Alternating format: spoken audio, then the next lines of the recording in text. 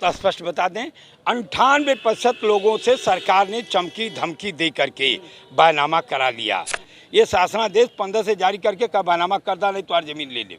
अब बैनामा कराने जो किसान नहीं बैनामा किए, अब काशी द्वार वाले सुन लें, पूरे बनारस और पूरे भारत के लोग सुन लें कि शासनादेश से जमीन कहीं ट्रांसफर नहीं होती है। 22/1/26 को ये पहली जीत है एयरपोर्ट के अथॉरिटी के मकान मालिकों का कि जो 1 गुना मुआवजा मिल रहा था उसको 2 गुना कराया धारा 29 में 2013 के तहत। यहाँ का एसएलओ और कमिश्नर ने बुला के 26 जनवरी को हमको बैठा करके प्रमुख सचिव से बात करा करके निर्णय करा दिया गया। ये बहुत बड़ी उपलब्धि है।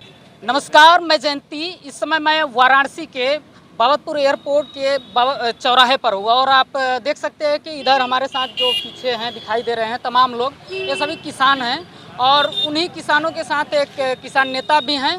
और आज चंद्रशेखर आज़ाद जी वाराणसी दौरे पर हैं तो उनसे आज मिलकर यहीं किसान अपनी जो समस्याएं रखे हैं उसी के विषय में बात करेंगे।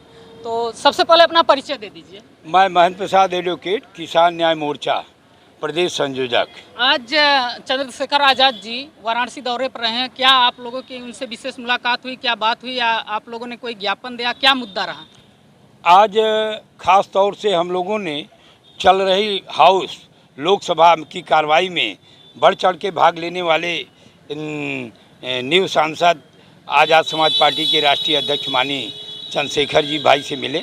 उनसे तो पुराना मेरा परिचय है ही है और संघर्ष में साथ रहे हैं और इस बात को लेकर के हमने आज उनको वाराणसी जनपद में हो रहे भूमि अधिग्रहण में विसंगतियां और national highway act, railway act और पार्लियामेंट में बात उठाने के लिए उत्तर प्रदेश में जैसे काशी द्वार 1965 एक्ट जो आज उत्तर प्रदेश सरकार उससे कार्रवाई करके अधिग्रहण में 2013 से मुआवजा देने की बात और एक सर्कुलर निकाल करके बैनामा कराने की बात, ये सारे जो अवैध कार्य उत्तर प्रदेश सरकार और भारत सरकार द्वारा जो भूमि घोटाला, विश्व का सबसे बड़ा स्कैम घोटाला NHI में सड़क बनाने में, रेल बनाने में और उत्तर प्रदेश में जो चौड़ीकरण शासनादेश से बैनामा लेने की प्रक्रिया अपनाई गई है ज़बरदस्ती और 2013 कानून को ऑनरेबल हाई कोर्ट के आदेश के बावजूद ये दाल मंडी हुआ, चाहे काशी द्वार हुआ, चाहे वर्ल्ड सिटी हुआ, इन तमाम चीज़ों को लड़ाई किसान न्याय मोर्चा बाखूबी से लड़ रहा है और इसको लोकसभा में रद्द कराने की बात मोदी साहब के मुंह पर बात कराने के लिए कि NH 1956 और 1989 रद्द क्यों नहीं किए। जब 2013 कानून लागू है तो 2013 कानून को क्लीन हैंड से लागू करते।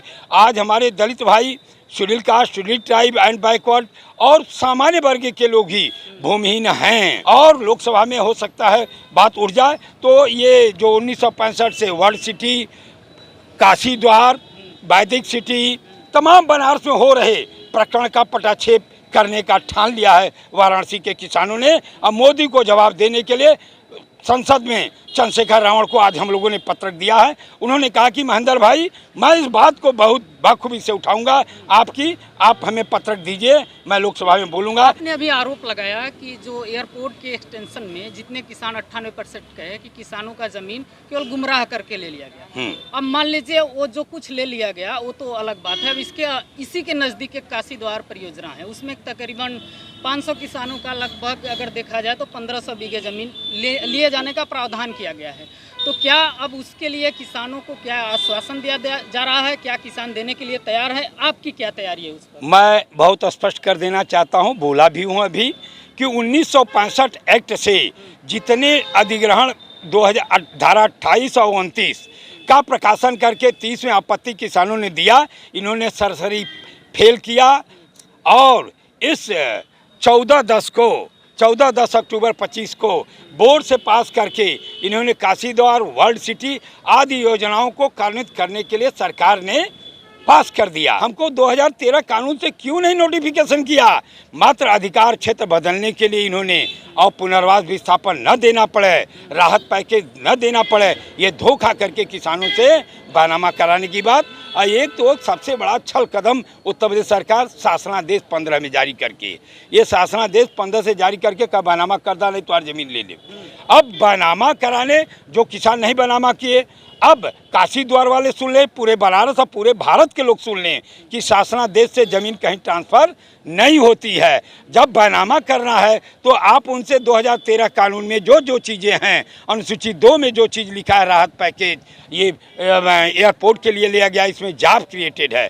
यहाँ पर चपरासी से लेकर के, गार्ड से लेकर के सारे किसानों को, जो 2000 है, 2000 किसानों को यहाँ भर्ती किया जा सकता है। लेकिन उत्तर प्रदेश सरकार पहले इनको कई एयरपोर्ट अथॉरिटी बना करके बैनामा कराई। अब 98% बने तो उसमें भी इन्होंने ज़मीन का मुआवजा दिया 4 गुना, लेकिन मकान का नहीं दिया, जिस पर संघर्ष करके हम लोगों ने 26/12 अरे 26, 22, 1, 25 को 2 गुना करा दिया। 26 को 22, 1, 26 को ये पहली जीत है एयरपोर्ट के अथॉरिटी के मकान मालिकों का कि जो 1 गुना मुआवजा मिल रहा था उसको 2 गुना कराया। धारा 29 में 2013 के तहत यहाँ का SLO और कमिश्नर ने बुला के 26 जनवरी को हमको बैठा करके प्रमुख सचिव से बात करा करके निर्णय करा दिया गया। ये बहुत बड़ी उपलब्धि है। हमारे विनय भाई हैं, उस संघर्ष में बहुत साथ देते हैं। साथियों, एक सवाल यह रह गया कि आपने बैनामा का जिक्र किया, लेकिन सरकार तो अधिग्रहण की बात कर रही है, तो आप बैनामा का किस आधार पे आरोप लगा रहे हैं? जबकि सरकार जो कानून पास की है 2013 की, उसमें भूमि अधिग्रहण के लिए 4 गुने पर, यानी जो कीमत होगा बाजार का उसके 4 गुने के आधार पर मुआवजा दिया जाएगा। तो क्या बैनामा हुआ है या फिर अधिग्रहण हुआ है? इसको थोड़ा क्लियर बहुत स्पष्ट बता दें। 98% लोगों से सरकार ने चमकी धमकी दे करके बैनामा करा लिया। बैनामा होता है राजीनामा। राजीनामा से ज़मीन चाहे 1 रुपया मिला, चाहे 1 करोड़ मिला, उसने स्वाहा कर दिया किसान ने। लेकिन भूमि अधिग्रहण एक्ट के तहत जब अधिग्रहण हुआ तो उसमें बाकायदे क्राइटेरिया दिया है।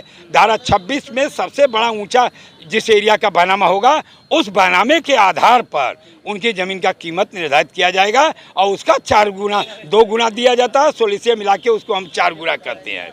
और इसके बाद में उनको राहत पैकेज अनुसूची 2 का नहीं दे रहे हैं, उसके लिए भी DM कमिश्नर से वार्ता चल रही कि देना पड़ेगा एयरपोर्ट अथॉरिटी पर। हम पूरे किसान भाइयों को कहेंगे दबाव बना करके इनसे नौकरी भी लिया जाएगा। ये किसान न्याय मोर्चा की घोषणा है। सुन लो, मैंने तो कई बार इस क्षेत्र में लेकर के, इस समस्या को लेकर के खबर किया है। किसानों का आरोप है कि हम लोगों का ज़मीन लिया नहीं जा रहा है, हमसे बिना सहमति के एक तरह से छीना जा रहा है। तो क्या यह ज़मीन छीनी गई है या फिर सहमति से किसानों के लिया गया है? जो बैनामा कराया गया वो धोखे से ज़मीन छीन ली गई। अच्छा। और धोखे से ज़मीन बैनामा करा ली गई। और जो अधिग्रहण हुआ है वो कानूनन अधिग्रहण हुआ, उसके लिए लारा कोर्ट पे हम लोग कम मिल रहा बेसी मिल रहा, लारा कोर्ट में ऑब्जेक्शन फाइल कर दिए हैं और रेट बढ़ा करके न्यायालय से ले लेंगे, इसमें कोई दो राय। और उसी में 2 अनुसूची 2 राहत पैकेज भी 5.5 लाख राहत पैकेज या 1 नौकरी भी लेंगे लारा कोर्ट में 1.5 साल बाद। उसकी सीमा है 18 महीने। 1.5 साल बाद हम सब समस्या का समाधान। और 6 तारीख को जो चनौरी में जो मीटिंग है उसमें 3 बजे हम मंच पर आएंगे और सारी चीज़ रख देंगे।